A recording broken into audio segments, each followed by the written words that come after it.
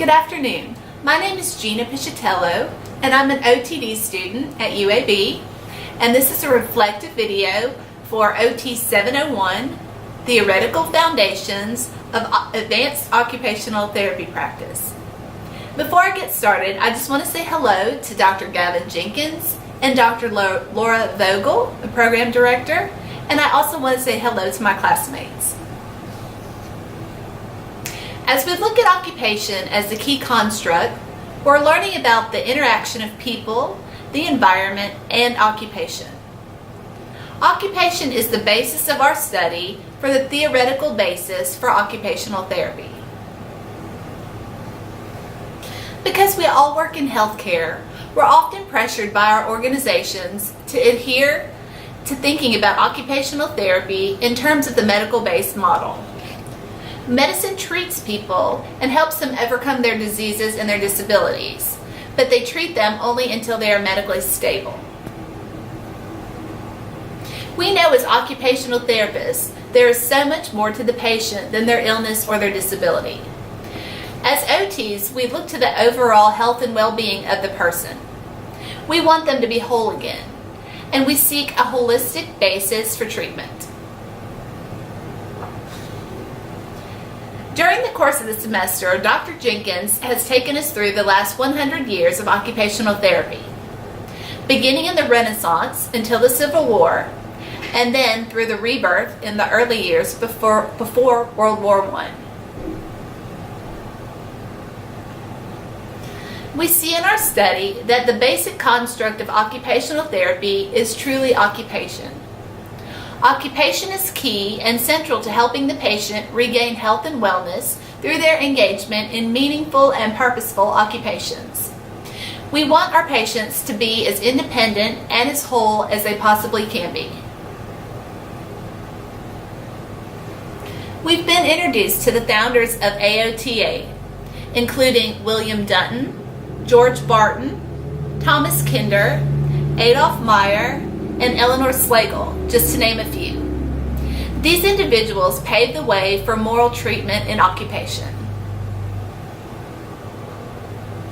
Between the 1920s and the 1980s, these individuals paved the way to advance occupation as a science. They include people such as Wilcox and Watson, Harvey and Pentland, Skinner and Rhodes, Florentino and Riley, and King and Fielder. Now we have coherent models of occupational therapy.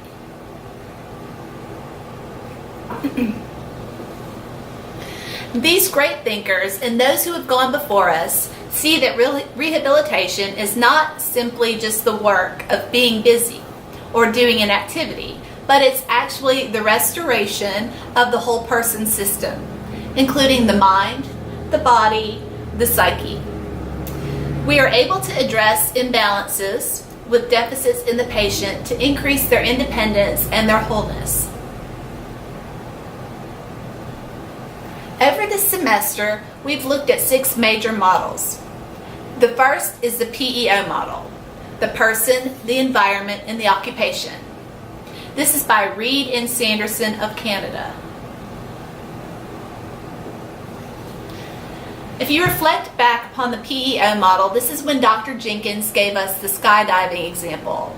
He said that he would never personally skydive, and therefore the person, environment, and occupation will never be congruent.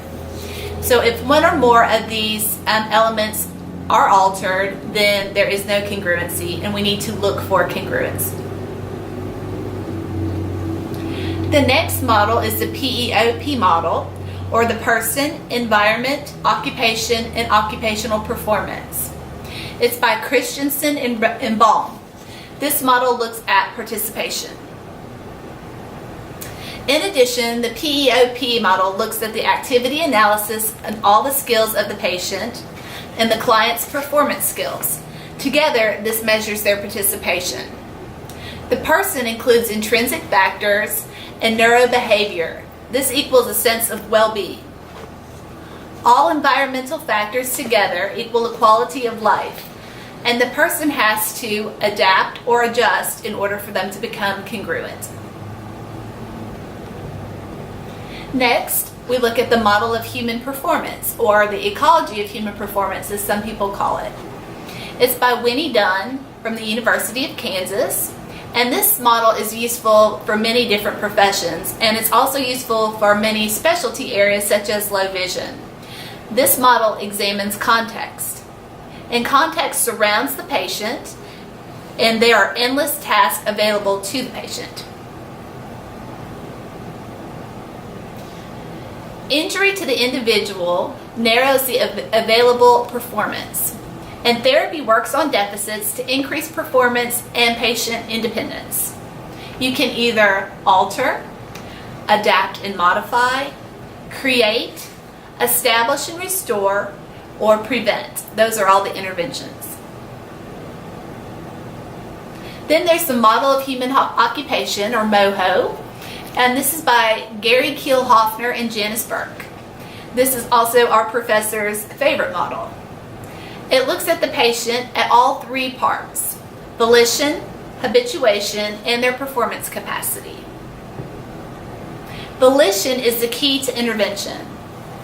From will, habits, and roles comes skills, performance, and participation.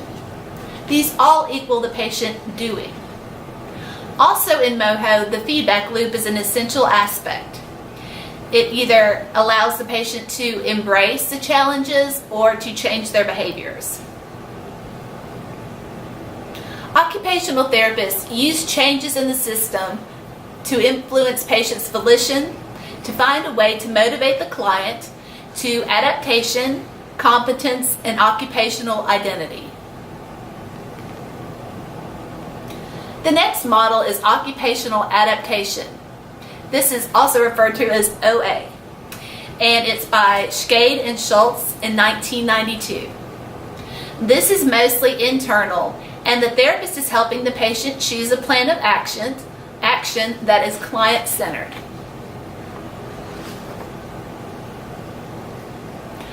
By far, this is the most complex of all the models. It starts with the desire to master the environment, plus the environmental roles. This equals roles and expectations for the client. The person adapts, and there's a press for mastery as it uses all of the skills in the person's skill system.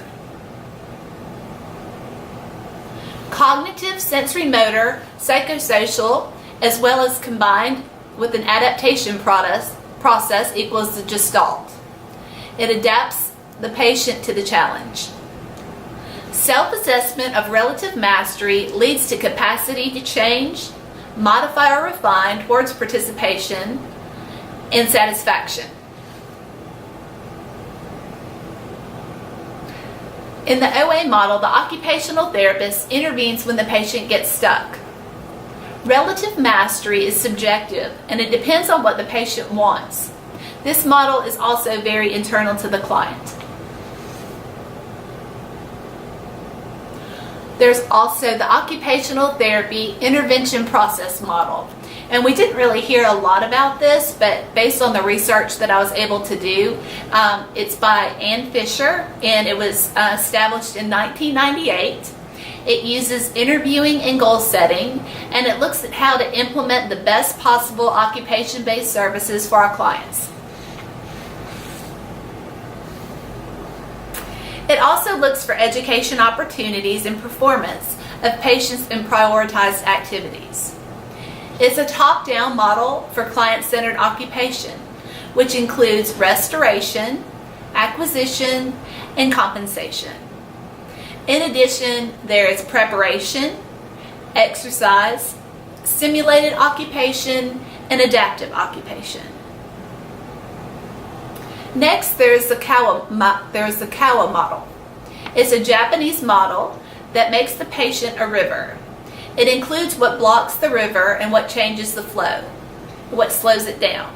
The patient is then able to tell the therapist what the blockage is, and together they work to form a client-centered intervention to help the river run freely.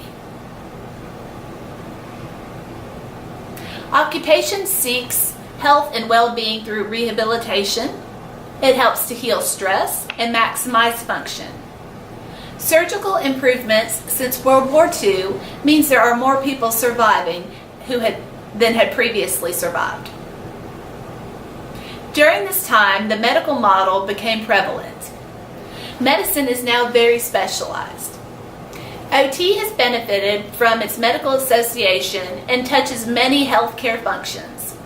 However, as the models addressed show, the patient is a person in unique complexity and will benefit greatly from OT that is based on a solid theory focused on occupation as the key construct of OT. Community practice is replacing the medical model. Client-centered models are embraced. The medical model is helpful in short term, but the medical model is not enough on its own. Client-centered models are powerful in helping OTs treat patients over their lifetime. OTs need to continue to stay informed of new research on occupation-based models and add to our profession as a solid base for the future. They need to continue to study new and upcoming research, advocate for our own profession through joining AOTA and communicating with professions outside of OT. On the importance of what we do, how we help people increase their independence and increase a greater sense of health and well-being. Thank you and have a wonderful day.